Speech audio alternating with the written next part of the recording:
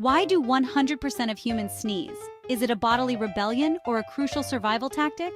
Sneezing, it's not just a random body quirk. It's actually your body's superhero reflex, kicking out unwanted invaders like dust, pollen, or pepper from your nose.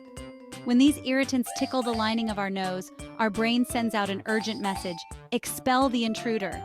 This triggers a deep breath, an eye closure, and a chest muscle squeeze, launching a high-speed air missile through your nose at up to 100 miles per hour. Fun fact: sneezing can't happen while you sleep because the sneeze reflexes are also catching some Z's. So next time you sneeze, thank your body for keeping the bad guys out.